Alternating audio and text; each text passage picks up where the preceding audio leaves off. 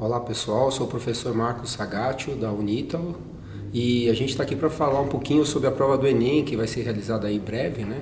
Falar um pouquinho mais especificamente da parte de literatura na prova de linguagem e seus códigos, né? A primeira coisa que é importante a gente lembrar é que a prova do Enem, diferente dos vestibulares tradicionais, né, da FUVEST, da Unicamp, não trabalha com lista de livros, ou seja, não há um grupo de obras que você precisa ler obrigatoriamente que serão cobradas na prova. Então, o que acontece?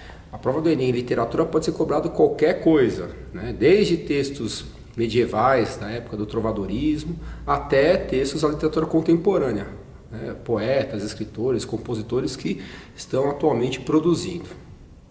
É importante lembrar também que a prova de linguagens ela pode abarcar vários aspectos, né? Então, um texto literário, por exemplo, ele pode aparecer numa questão de interpretação, para você verificar qual é o assunto. Pode ser estudado cobrado algum aspecto relacionado à gramática, por exemplo, conectivos, uso de pronomes.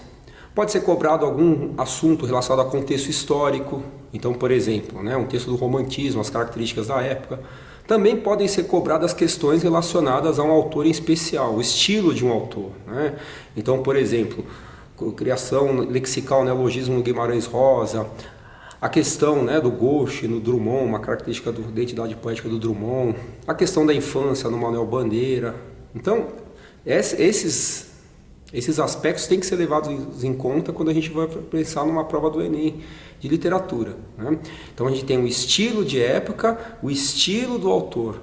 Pode ser cobrado qualquer um dos dois. O estilo de época, as características específicas de uma determinada escola literária, realismo, romantismo, arcadismo, enfim, trovadorismo, características específicas de um determinado autor e também as questões de intertextualidade, ou seja, a relação que se estabelece entre os textos. Por exemplo, uma cantiga medieval com um texto que fala de amor nos dias atuais. Pode ser uma composição, uma letra de música, ou mesmo um poema. Quais características tem em comum entre esses textos? Por exemplo, o sofrimento amoroso e o lírico. É isso.